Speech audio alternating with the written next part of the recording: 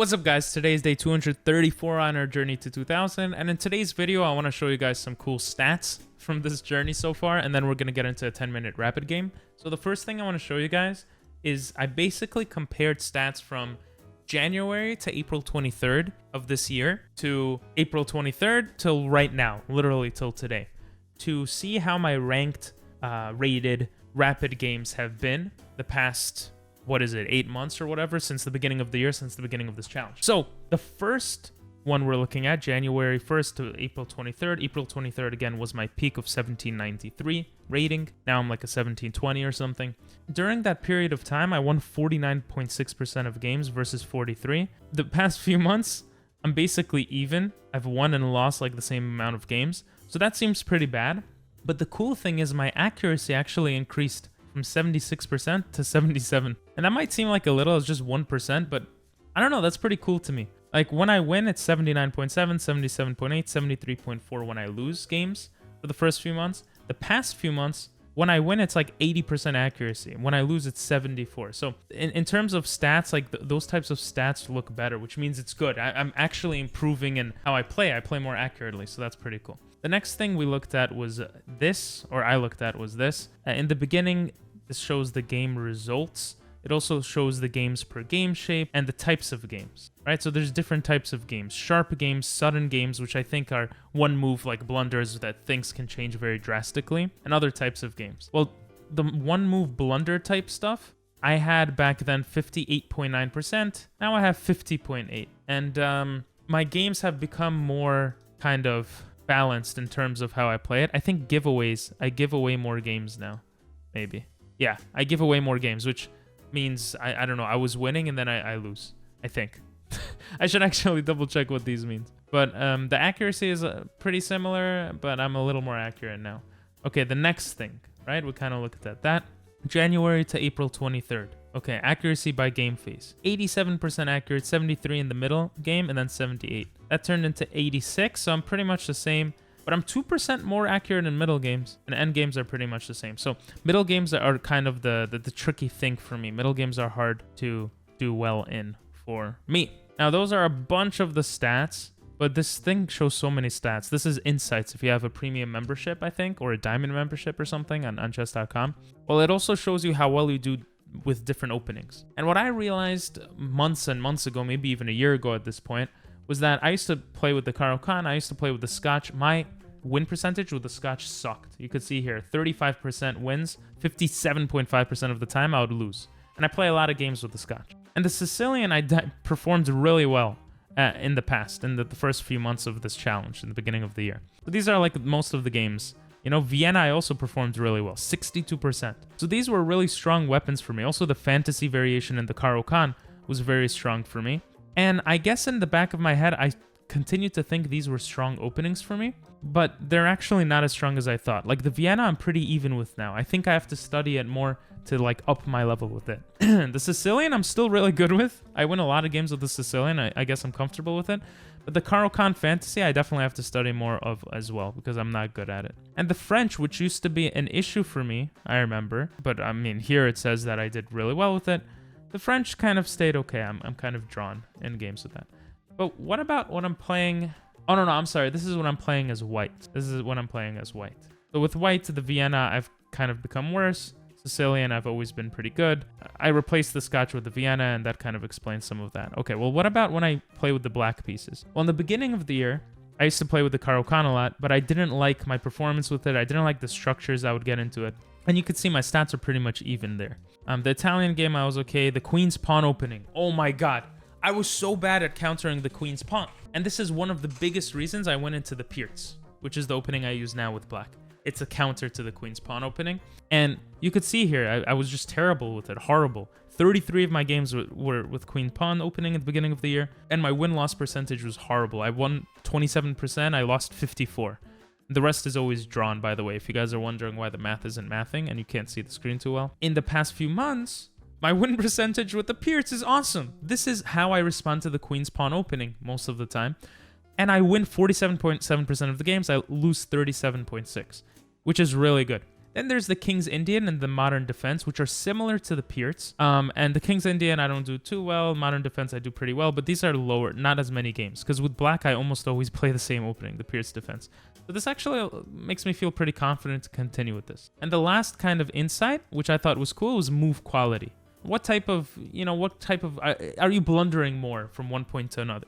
So for me, the first few months, to me, I think blunders are kind of the most important. The computer kind of analyzes blunders pretty well, usually losing a piece, getting checkmated, something drastic. So blunders, I had 5.7% of my moves were blunders. That went down to 4.7. So that's 1 whole percent. That's a big change. You know, if you think about like just change, that's a big percentage change when the percent is so low. So that's pretty cool. Like I've actually gotten better at chess. And in terms of missed wins, my missed wins have gone down. So I've been spotting those things better. My mistakes have only gone slightly up. Inaccuracies, everything else is pretty much the same. So I thought that was interesting. And yeah, let's get into a 10-minute game. Okay, we're playing against the 1724. We're 1731. And this person's from what country? Montenegro. I did not know the flag looked like that. And they developed the bishop right away, which is a crazy move. I'm tempted to go e5 just right away to stop any movement. But knight f6 still looks nice to just target the pawn. It also prevents any annoying moves like this, right? This is a scholar's mate threat, which I guess I should have seen. But now I have this bishop coming to attack the queen. The queen could come to the side. Maybe I could push this pawn forward. I think something like that could be okay. Now, in the future, he could probably move the bishop back. Let me just think about this for a second. I'm tempted to go e5. Yeah, I'm just tempted to go e5. If he takes, I could take with the king. He could try to attack the knight, but I can move the king to the side. Honestly, attacking it seems so fun, but the only problem I find with that is that if my knight gets attacked, then I can't protect the bishop anymore. So I'm very tempted to go e5. So typically my first instincts are very better than my second. But let's go e5. Let's see what happens. Queen also protects the knight. Okay, now we're gonna attack the queen. He wants to come here with the bishop, so we're gonna stop that idea. Bring the bishop back. Now the knight can take with check. Doesn't really make sense. We could develop our knight. That looks fine. I want to bring the bishop here, but then this becomes a target. But let's actually see. If the bishop comes here and the queen comes here, and we attack, does he have any targets? Can he actually run away? I don't think... Well, he could come here. The rook can attack the queen. Where's the queen going? But then the knight can come in with a check. Oh, this could become very messy very quickly. Let's just bring the knight. Queen might come here. Might queenside castle. I think that's okay. We could actually attack the bishop here. That seems like a decent move. So I'm going to do it. I don't know what this pawn move does. I guess trying to attack the center. He's really trying to put pressure here. We'll take. I don't know. Bishop here. But then this pawn falls. What if we just bring the bishop back?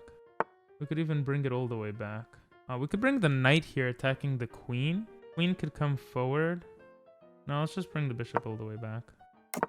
I want to bring the bishop here. Then the knight here. Or I want to bring the queen here. I feel like that's a good move. And then come in attacking this. Or we'll just bring the bishop here and then attack, and then we could take this. Okay, let's go here. So we can take. Or we can take, he takes. Bishop comes here attacking the queen. He goes back.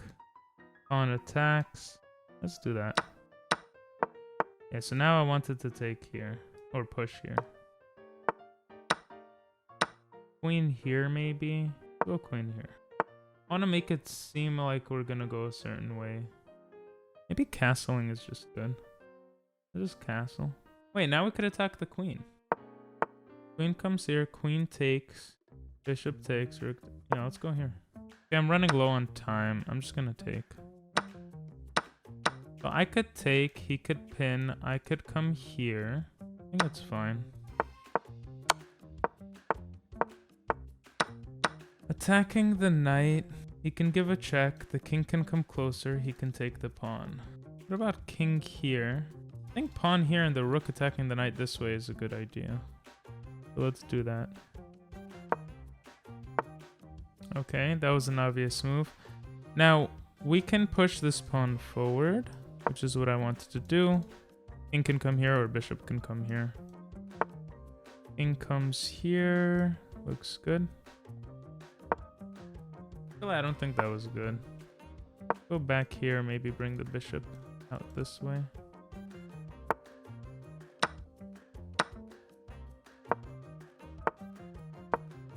You can't attack, the bishop takes. Go here. Here. King up, and then rook can move. What? What was the purpose of that? We're gonna move this forward. Or move the king. So the purpose of moving the king, I mean, there is this check, but the purpose is so we don't get hit like this. Okay, now we're talking. Push the pawn. Push the pawn. Okay. We're gonna try to go here. Do I want to take? Not really. Let's give a check and try to take here instead. And I just realized we're down some time. Take. Here.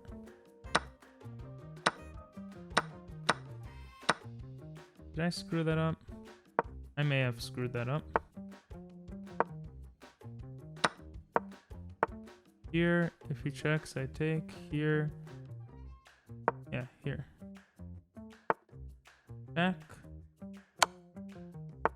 I think we win. With 34 seconds left, we didn't get pissed off. And we win.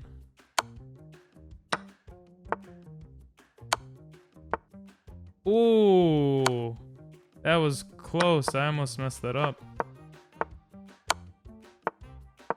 Yeah, we're not gonna lose this game.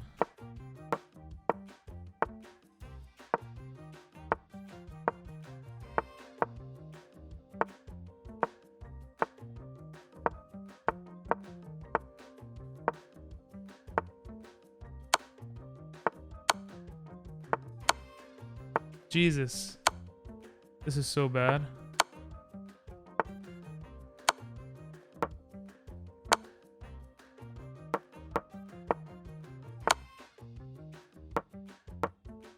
Okay, 10 seconds left. I didn't lose.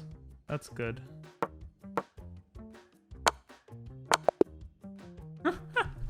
One 1739. Let's go. All right, let's see what the computer says. I feel like I played with like 79% accuracy. Let's see, 70. Oh, 79.7. I'm a genius.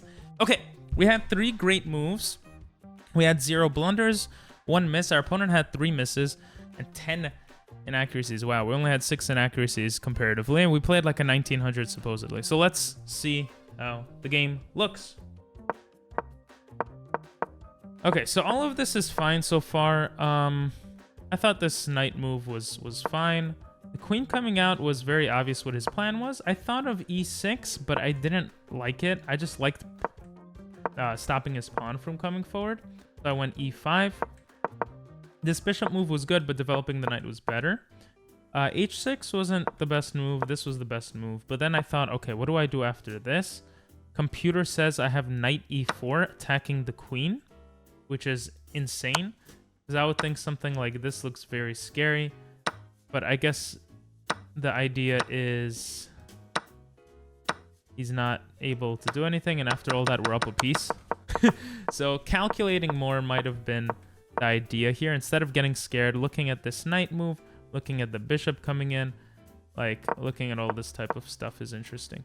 Giving up the knight, the bishop, the knight coming in, taking the pawn is just an insane looking move. Or what was it? What was the purpose of this move? If we have this, like that just looks crazy, right? But I guess this comes with check. That's the difference. So here, if he checks, we just take, and yeah, this is. I mean, the knight move makes a lot more sense looking at it, but this is what happens instead. We move the knight. I wanted to get rid of this bishop. That was the point of it. Yeah, computer likes queen d7, which is a move I considered. I just thought kind of stopping the queen's access to this square and stuff. But I guess the point here was to what? To queenside castle? Wow, it was. It was to queenside castle. So that's kind of interesting. We don't do that. We play it like this instead. And now since his rook is open, I was scared to queenside castle, and I found the best move, which is just bringing the bishop back. I considered this move. I didn't like it. I didn't like it because after this, and this is what I kind of saw in my head. This just doesn't look great. We're down a piece. It's just, he's getting so close to everything. And okay, I didn't even see this, but I probably would have seen something like that. So I played it like this, saved the bishop, developed my own bishop. This was a little tricky. Again, here I considered knight h5 as well. And then I saw queen g4, and I'm like, okay, what is the knight doing here? I saw knight f4. I saw takes, and I thought this doesn't look very smart. Now that I look at it, I do have this fork. But the other problem is that he could probably just move pieces around and get this pawn later on in the game. Something like knight here, pawn attacks, knight f5. Wait, what? Knight f5. And he's really getting into the position, and this looks very scary for my king. So, but, you know, if we look back here and we see again, what if the knight did come to here? So I think this will be the big lesson from this game. Maybe not, though. But knight h5 attacking the queen. Why is this the best move? After queen g4, which I saw, knight f6 attacks the queen again. That's actually pretty interesting. After queen g3, isn't this just a drawn position if we repeat? Well, I guess the point here is bishop e7. So what's the difference between that and what I did? Literally no difference. Oh, it's wait, what is the difference here? There's no difference. It's literally the same thing. Okay, now I don't know. I don't know how to read the computer sometimes. But anyway, I thought this h5 move was interesting. We looked yesterday, the lesson from yesterday or the day before was h5 is a powerful tool, and then e5, looking when to push that, is also a powerful tool. Taking this pawn was correct. This queen move wasn't the best. Castling, which I considered as well, was correct. And here I found the best move. Him blocking off this battery was nice for me because I was able to attack the queen. Now here, I could have castled. Why was I so against castling? I just didn't like the idea that he had so many pieces staring in this direction. And I wanted to trade the queens first. I saw that I was half the time. I had half the time. I thought trading queens would make the game easier. And that's true. The thing is, I also saw a way to maybe get in here, but it would take too long. I think I made the right decision by that. So I'm not going to judge myself too much on this. Now here I saw this. And I didn't know what I would have done after this. I really didn't know what I would have done. Something like this, I'm just losing this pawn. I don't... You know, this is just a drawn position. We have equal material. His pawns, even though he has doubled pawns, it's kind of like not really bad. But he didn't do that. He allowed my bishop to get to safety. And then I had this bad king move. Looking back, I'm assuming this is the move. But then he could take, and then take with check. So I don't see how that works unless I go hf8. Computer says hf8 is fine. he8 is also fine. The idea here is if the knight goes back somewhere, I have d3, attacking the rook, forcing a trade, and this rook will never get into my back row. It'll just never be able to make stuff happen. And I'm guessing that's the point here. I'm guessing that's the point. And here, computer likes a5, stopping this threat. King comes. Well, that looks like an insane move. Let's say king comes here. We have a5. Oh, I'm sorry, not a5. I said a5, but I did a6. So there's all these ideas. The rook protects this, and I did not see that. I just did not see that. So this move was very hard for me to understand. Computer likes knight e6. What we both missed was that this is pinned. The pawn is pinned. So that's the big idea. So let's say this is the big thing to focus on, because this next move was... Okay, I had a bunch of mistakes later on, but let's look here. So... Knight goes, king goes to f8, doesn't work because the knight goes to e6, the king is pinned, we lose a pawn. So that was really bad. And trading off rooks was very smart by me. Also h4, I'm very proud of myself for that. And I went f6 to stop the knight from coming in. I thought that would be a decent move, seeing as how I don't have much time. Now computer likes a5, but okay, I didn't do it. I moved my king, then I realized why the hell did I move my king? And I'm like, oh, I want to bring the bishop. But the funny thing is, this is a winning position because of bishop f5. I'm guessing the point is, oh, you already blocked in your king. Justify that move by bringing the bishop around. This is my guess as to why this works as a move. Okay, so that's actually very interesting too. I bring the bishop back, I bring the pawn, and this bishop move was wrong. King e7 was preferable. This makes it so I don't get checked also. But I thought this was clever because it stops the pawns from pushing forward if he wants to kind of bring the rook there, but I guess I would have had time for that. And here I kind of make sure I have no problems. I kind of didn't see this move, but it didn't actually matter. And king g6 was the best move, which is awesome. The point of king g6 was just to avoid any type of pins and annoying kind of things.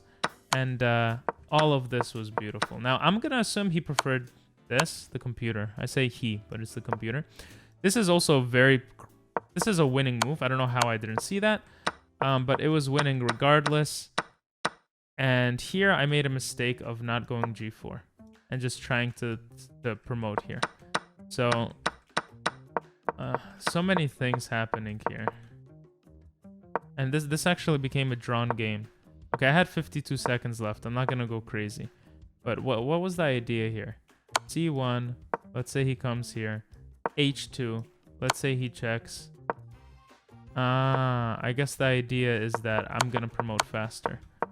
Yeah, so a lot of the endgame mistakes that I had was not promoting fast enough. And here he was so clever. If I didn't pay attention here and I just kind of moved the king, this is not a draw because he still has this pawn. You see, I didn't see that. But I would be forced to give away the pawn anyway, I feel like. I thought he almost got me with a stalemate.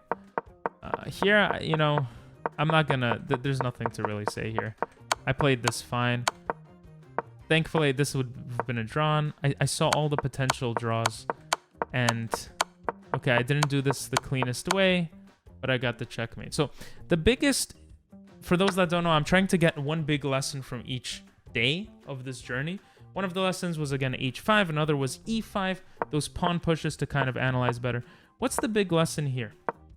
I want to actually analyze this, because I actually thought king g7 was a good move. It stops the rook from coming here or here, and if he gives a check, then I thought maybe we could repeat, or I could just get closer, something like this. And I thought, what are you doing here in a position like this? The computer actually says d7, check. No, what's the idea with d7? d8, and then what? h8, so he gets access to this.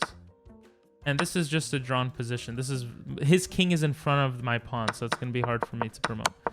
So being more familiar with positions like this, I think, are very important. And here, I suppose I should have recognized that this check allows me to go with h2. And even though he has a rook check here, it doesn't help him kind of do anything. And here I could even do this, but I would probably take the rook. So he would have to get the rook to safety. h8, and okay, now I see the ideas here. I'm giving him more options. So actually, instead of king f7, king h7, because this stops the rook from coming. It was all about the h2 pawn. It was really all about the h2 pawn. So that's something to really recognize. And so I think the big lessons from this video, hopefully I'm not rambling too much, is the h2 pawn.